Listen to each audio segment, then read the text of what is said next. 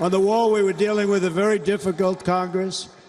And I said, oh, that's okay. We won't go to Congress. I call it an invasion.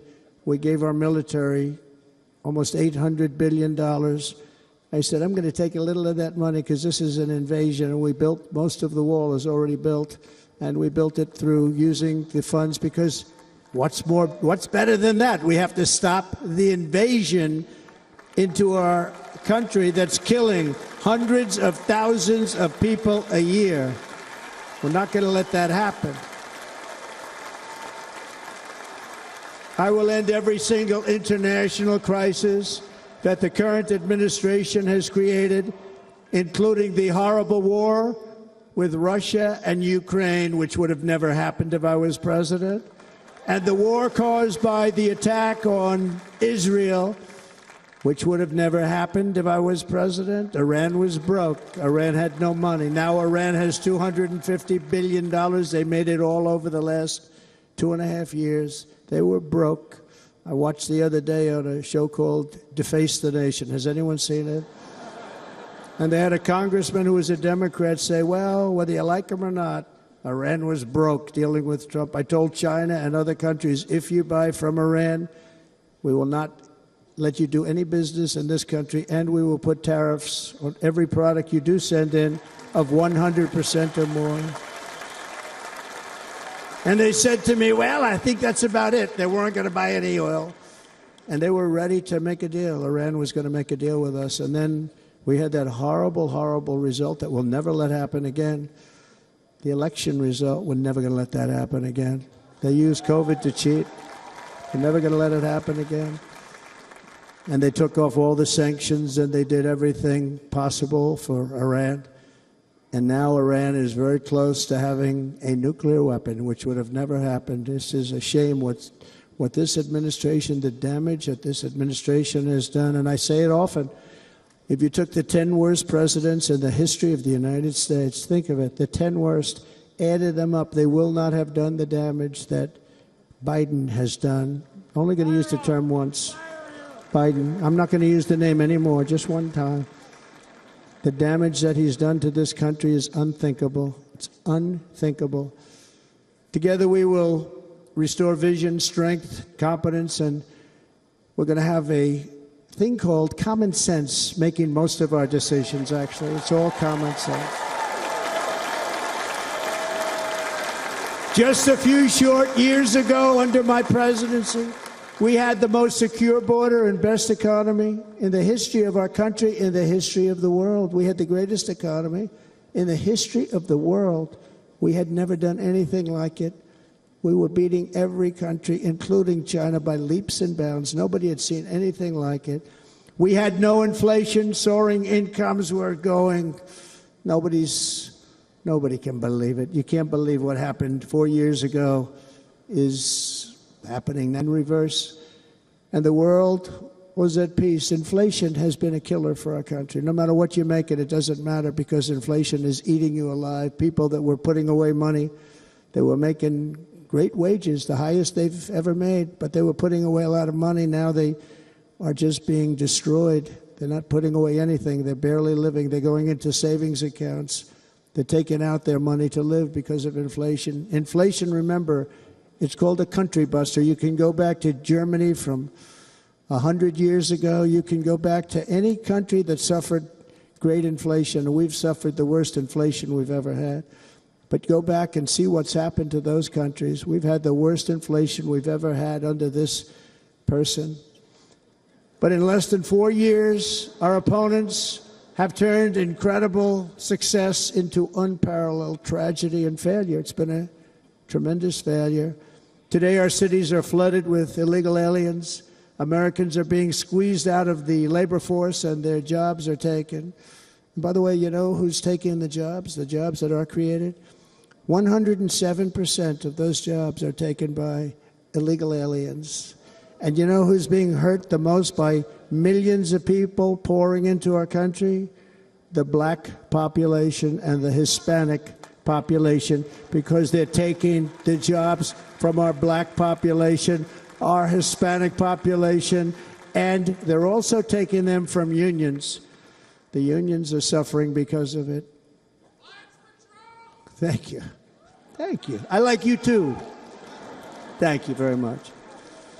Inflation has wiped out the life savings of our citizens and forced the middle class into a state of depression and despair. That's what it is. It's despair and depression. We cannot and will not let this continue. Less than 4 years ago, we were a great nation, and we will soon be a great nation again. We're going to be a great nation again.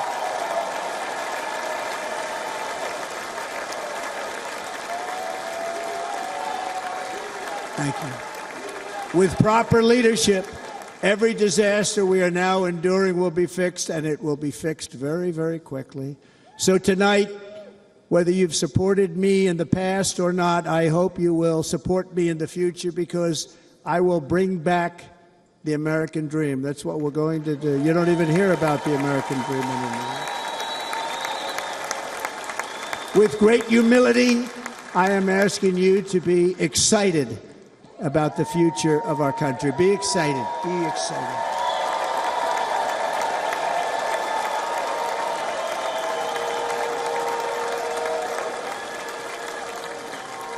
And by the way, the news reports, oh, look at all of those big networks. Look at them. They're all here.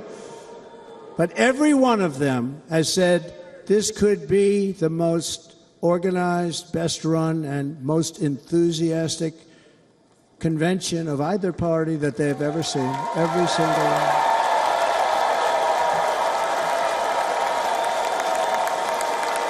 And it's true. It's true. And there's love in the room. There's great love in the room.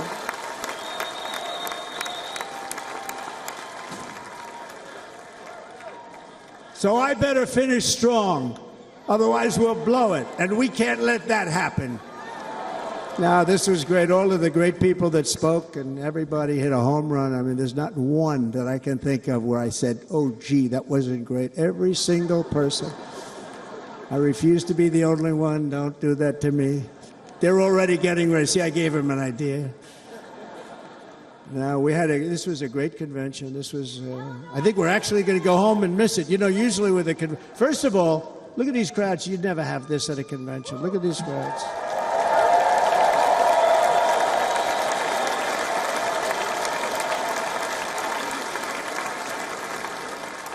Love. It's about love. This week, the entire Republican Party has formally adopted an agenda for America's renewal, and you saw that agenda. And it's very short compared to the long, boring, meaningless agendas of the past, including the Democrats. They write these things that are hundreds of pages long, and they never read them after they're done. In their case, fortunately, they don't read them because they're pretty bad. It's a series of bold promises that we will swiftly implement when you give us a Republican House. And Mr. Speaker, thank you very much. We have our great Speaker of the House with us tonight, Mr. Speaker. Thank you very much. Thank you. A Republican Senate, we have many senators here, and send me back to our beautiful White House just a few short months from now. We're talking about just months. It can't come fast enough. We have to get it done. First, we must get economic relief to our citizens. Starting on day one, we will drive down prices and make America affordable again. We have to make it affordable. It's not affordable. People can't live like this. Under this administration, our current administration, groceries are up 57%, gasoline is up 60 and 70%, mortgage rates have quadrupled. And the fact is, it doesn't matter what they are because you can't get the money anywhere. You can't buy houses. Young people can't get any financing to buy a house. The total household costs have increased an average of $28,000 per family under this administration. Republicans have a plan to bring down prices and bring them down very, very rapidly. By slashing energy costs, we will in turn reduce the cost of transportation, manufacturing, and all household goods. So much starts with energy. And remember, we have more liquid gold under our feet than any other country by far. We are a nation that has the opportunity to make an absolute fortune with its energy. We have it, and China doesn't. Under the Trump administration, just 3.5 years ago, we were energy independent. But soon we will actually be better than that. We will be energy dominant and supply not only ourselves, but we will supply the rest of the world with numbers that nobody has ever seen, and we will reduce our debt, $36 trillion. We will start reducing that, and we will also reduce your taxes still further. Next, and by the way, they want to raise your taxes 4 times, think of it. And all my life I grew up watching politicians. I always loved politics, I guess. I was on the other side. I'd watch and they were always talking about, we will give you a tax cut. We will give you a tax cut. My whole life I was watching, I will give you a tax cut, right, Mr. Congressman? That's all they talked about. This is the only administration that said, we're going to raise your taxes by 4 times what you're paying now, and people are supposed to vote for them? I've never heard it. You're paying too much. We're going to reduce your taxes still further. We gave you the biggest one, as I said. We're going to give you more, and it's going to lead to tremendous growth. We want growth in our country. That's what's going to pay off our debt.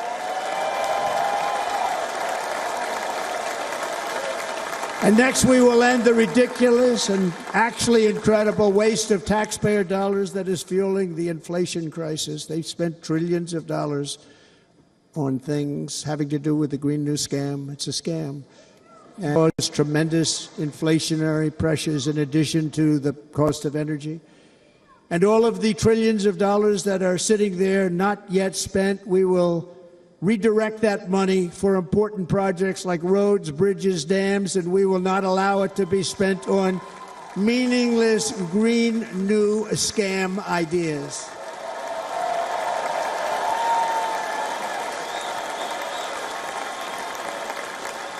And I will end the electric vehicle mandate on day 1.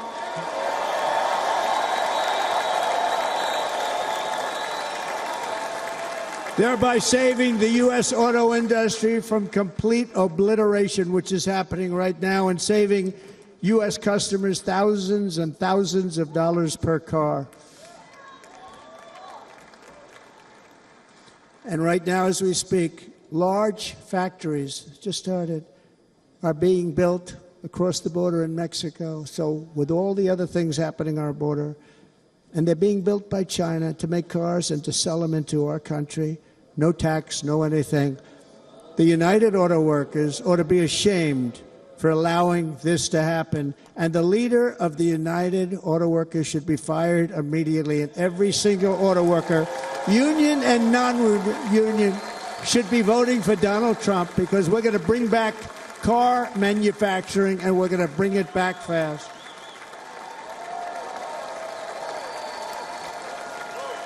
They're building some of the largest auto plants anywhere in the world. Think of it, in the world. We're going to bring it back. We're going to make them. We don't mind that happening, but those plants are going to be built in the United States, and our people are going to man those plants.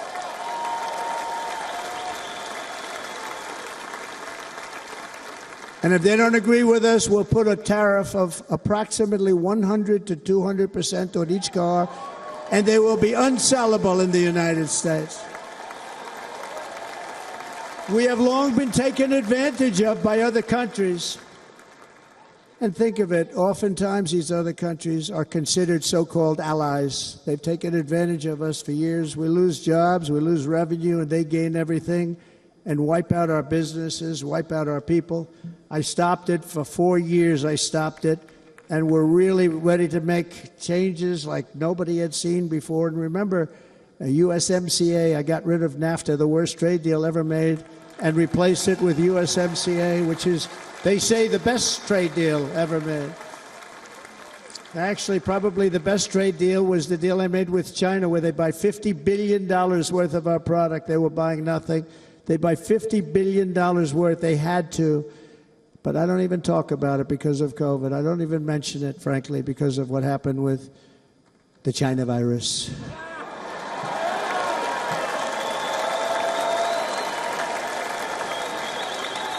We will not let countries come in, take our jobs, and plunder our nation. They come and do that. They plunder our nation. The way they will sell their product in America is to build it in America. Very simple. Build it in America and only in America.